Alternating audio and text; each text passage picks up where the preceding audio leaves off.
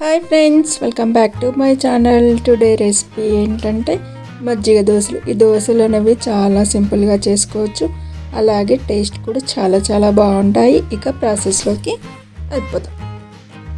ఒక బౌల్ తీసుకోవాలి. ఆ బౌల్లోకి 2 కప్పుల రైస్ తీసుకోవాలి. తర్వాత వీటిని ఒక 2-3 టైమ్స్ బాగా వాష్ చేసేసుకోవాలి.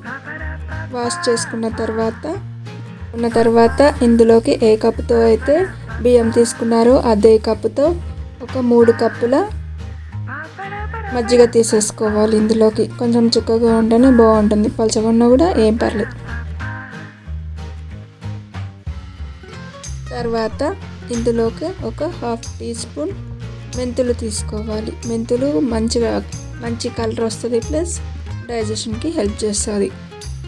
మెంతులు వేసుకున్న తర్వాత ఒకసారి బాగా కలిపేసుకొని ఒక 6 గంటలు నానబెట్టేసేయండి. 6 అవర్స్ తర్వాత చూపిస్తున్నాను, బాగా నానిపోయింది. ఇప్పుడు ఈ మజ్జిగను వడకట్టుకోవాలి. వడకట్టుకున్న తర్వాత ఒక మిక్సీ జార్ తీసుకోవాలి. మిక్సీ జార్లోకి ఇప్పుడు బియ్యాన్ని వేసేసుకోవాలి. కొంచెం మజ్జిగ కూడా వేసేసుకోవాలి. మజ్జిగ మధ్యలో గ్రైండ్ చేస్తూ మధ్యలో మజ్జిగను యాడ్ చేసుకుంటూ ఉండాలి. యాడ్ చేస్తూ మిక్సీ చేసేసుకోవాలి. ఇంకా మిక్సీ చేసేసుకున్న తర్వాత ఒక బౌల్లో వేసేసుకోవాలి. ఈ విధంగా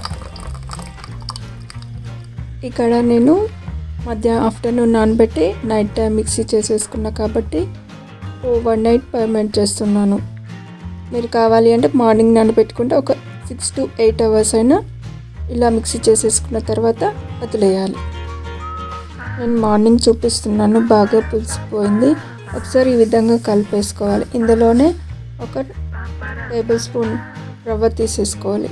రవ్వ తీసుకోవడం వల్ల దోశలు అనేవి క్రిస్పీగా ఉంటాయి, ప్లస్ బాగుంటుంది టేస్ట్ కూడా. రవ్వ తీసుకున్నాక ఇలా బాగా కలిపేసుకోవాలి. దోశల పైన పెట్టుకొని పైన కొంచెం హీట్ అయ్యాక ఆయిల్ అప్లై చేసేసుకోవాలి ఫస్ట్.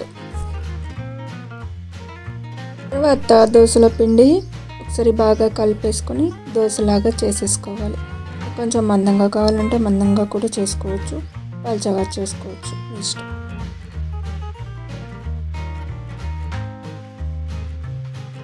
ఒకవైపు కాలాక మరొక వైపు తిప్పుకోవాలి. తిప్పుకుంటూ బాగా కాల్చేసుకోవాలి. 2 వైపులా కొంచెం ఆయిల్ అనేది అప్లై చేస్తూ 2 వైపులా బాగా కాల్చుకోవాలి. దోశ అనేది చక్కగా కాలిపోయింది కదా. ఇప్పుడు ఒక ప్లేట్ తీసుకొని ఈ దోశను ప్లేట్లో పెట్టేసుకోవాలి. ఇప్పుడు మరొకటి చూపిస్తున్నాను. పెనం అనేది వేడిగా ఉంది కదా. ఇప్పుడు దీనిపై కొన్ని వాటర్ చల్లి తుడిచేసుకోవాలి ఒక క్లాత్తో. తర్వాత మళ్ళీ పిండి కలిపేసుకొని ఈ విధంగా దోశలాగా చేసేసుకోవాలి. దోశలాగా స్ప్రెడ్ చేసేసుకోవాలి.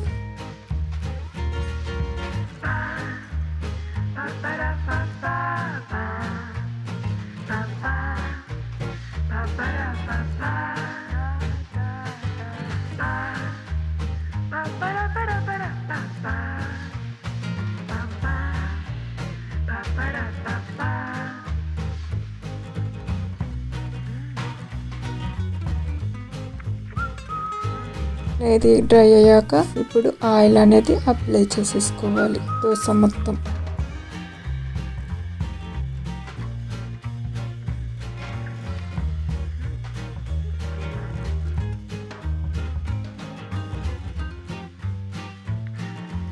ఈ విధంగా 2 వైపులా తిప్పుకుంటూ రెడ్ కలర్ వచ్చేదాకా బాగా కలుచుకోవాలి. మీడియం ఫ్లేమ్లో పెట్టేసుకొని ఈ విధంగా 2 వైపులా బాగా కాల్చుకుంటే టేస్టీ దోశ అనేది రెడీ అయిపోయింది. అసలు చాలా అంటే చాలా బాగుంటాయి, చాలా స్పాంజీగా ఉంటాయి. ఈ దోశను పల్లీ చట్నీ, టమాటో చట్నీ లేదా కొబ్బరి చట్నీ ఏదైనా పప్పుతో తిన్నా కూడా చాలా బాగుంటాయి. మీకు నచ్చినట్లయితే లైక్ చేయండి, షేర్ చేయండి, కామెంట్ చేయండి, సబ్స్క్రైబ్ చేయండి. Thank you for watching.